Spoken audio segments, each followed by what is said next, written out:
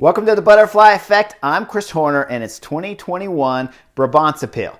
This is a semi-classic, and it's one of the last semi-classics that's slightly flat when you compare it to what we got coming next week. It's not completely flat. It has 27 climbs. All you guys are laughing at me. That's not flat, Chris, 27 climbs. Yes, they're shorter climbs, though. They're ones that the big guys can get over. They're explosive and hard, but once you do that big effort, you'll crest the top and this climb will be over. This is not like something we just got out of when we're talking about the Basque Country or the Grand Tours with 20K long climbs. These are 1.5K long bergs. They're difficult, they're cobbles, and they're steep, but more they're explosive than long and hard like we're going to see next week. Now, I want to bring something up. Last night in the comments on the channel, someone had mentioned that I was having problems pronouncing Brandon McNulty's name. They had put in there that I had pronounced Brandon with a C at the end, and I laughed at them and I said, well, nobody can take it personal anymore if I mess up their names because Brandon is actually my name. If you go to Wikipedia for the last 2 decades, on there it says Christopher Lee Horner, but that's actually wrong, and it has been wrong the whole time. My real name, Christopher Brandon Horner, is actually what should have been up there, but it's been wrong the whole time, and it's a going joke in the family between my wife and I when we go to events and people call me Lee. So, in the comments, I replied back and I said, no one can ever take it personal anymore because I messed up my own name on the channel. So there you go. Don't take it personal. If I get any of these riders' names wrong, it's just something that's difficult for me when we're talking about here on camera, speaking the whole time. I'm never going to get everything right. Today's race, we got an exciting stage. It's 200K plus. They're going to go out, come back in, and finish on the circuit. The S-Botch is the last climb of this particular race. They'll do it multiple times when they're on the circuit, but keep in mind a lot of these climbs, and especially that particular one, is going to be used at this year's 2021 World Championships.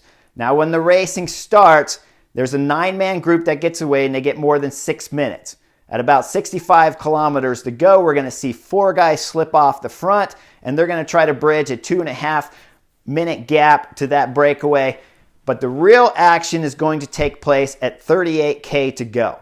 Now it's Jumbo Visma and Team Ineos who are at the front controlling everything and driving it into this particular climb to try to bring the break back and start lighting things up. Ineos have Tom Pidcock, so they're looking to drive it in. Wout van Aert, of course, is here for Jumbo Visma, and we all know his name. With 38 kilometers to go there's a massive crash, and that is going to take out a bunch of the Deceuninck Quick-Step riders. So if you watch just the highlights and you wonder where Deceuninck Quick-Step were, they were all caught up in that crash. They have 1 rider up front in that group of 9. That group will get bigger with the 4 guys attaching. As the 4 attach behind with 38K to go right after the crash is when we see Tom Pidcock from Ineos just light this race up. It's Matteo Trentin and Wout van Aert that go with. And those 3 will bridge a 30-second gap to the 2 groups in front in no time. They're up there with 33K to go, so it only took them 5K to bridge that gap. As they attach, the second group attaches to the first. We become one big group. Right away, I noticed there's not very many team tactics able to be played in this group because Deceuninck Quick-Step lost their riders in the back. They only have 1 in the front. UAE Team Emirates with Matteo Trentin is the only one with a teammate up there, but that won't last long because with 30K to go, it's Cosnefroid, the AG2R rider, who's attacking on the climb, and he'll split this group down to 10.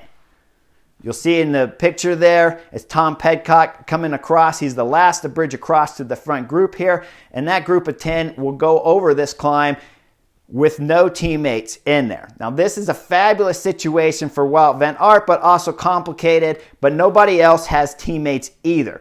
It's good for him because he's not outnumbered with teammates. It's bad for him because there's still 10 guys there, and we don't know how many people would be willing to work with Wout van Aert. With 28K to go, only 2K later, it's Matteo Trentin, and he throws in a fabulous dig at a perfect moment in time of this particular race. This is fantastic. There's 10 guys. It's on the flats.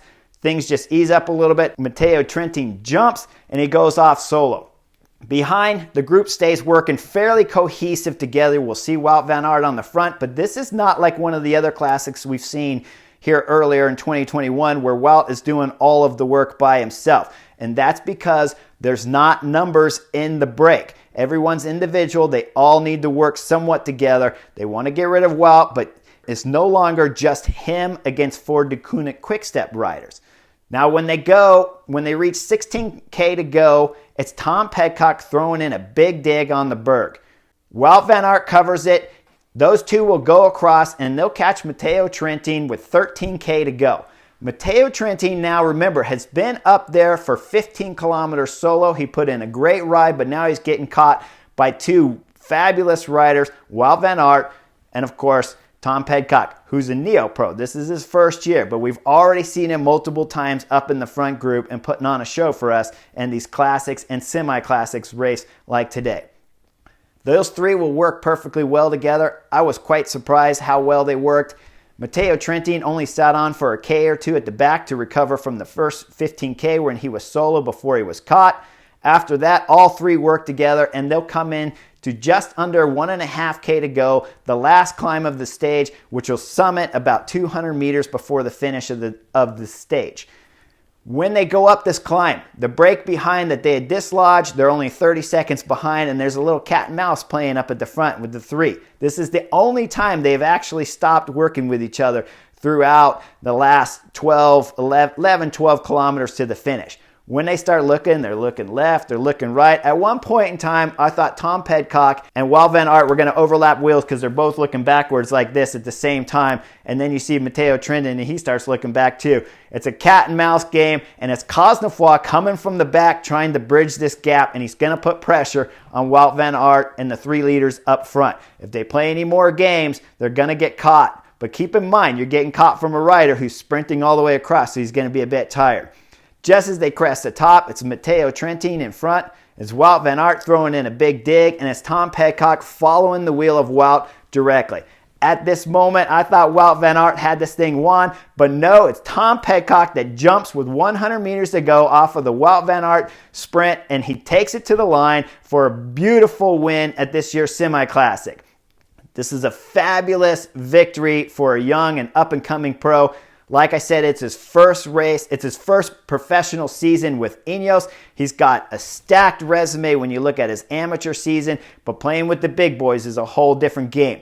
He brings a fabulous win on today's race. I'll go back and just dissect things because I never saw this coming. I'll admit I was wrong on this particular stage. People harassed me about the Jumbo Visma win there with Primoz at the Basque Country. That I have no problems with. My tactics of what I thought the race was were spot on. But today, I was wrong on today's stage. When Tom Pidcock attacked with about 16K to go up the berg, I thought, what are you doing? Of all the places to attack Wout van Aert, it's not when you're going up a climb. He does it anyways, and that's the beautiful thing about cycling. It's hard to predict it right all the time. But when he attacked there, I thought that was a mistake. When Tom Pidcock rotated through with Wout van Aert after doing that attack, I was like, man, you are a knucklehead. What are you doing riding with Wout van Aert? This is crazy. You've heard me here on the Butterfly Effect many times say that. What are you doing working with Wout van Aert? I'm sitting on the couch. I'm like, oh my God, I'd lose my hair if I had any. Everybody's working with Wout van Aert. They're coming under the 1K to go. Wout van Aert's in a great position to win this particular race. He jumps with 200 meters to go, and I'm already like, yeah, I told you guys. And then here comes the kid, Tom Pidcock, coming from the back with blazing speed and wins today's race in just amazing style. I was wrong. I have no problem admitting it. I was sitting on the couch thinking, this is just, I already know what I'm going to say on the Butterfly Effect, blah, blah, blah. They all worked with Wout van Aert. They're all knuckleheads, and they all lost. I was wrong. I'm the knucklehead on today's race. It was a beautiful stage, a great win by the young and upcoming Tom Pidcock from Team Ineos. Enjoy this win. Fabulous. I loved watching it from the couch. You're on the Butterfly Effect, and you are my star on today's race. Hope you guys enjoyed today's take on the Butterfly Effect, and I'll see you real soon because we got the classics coming up soon. Hope you enjoyed the show. See you real soon.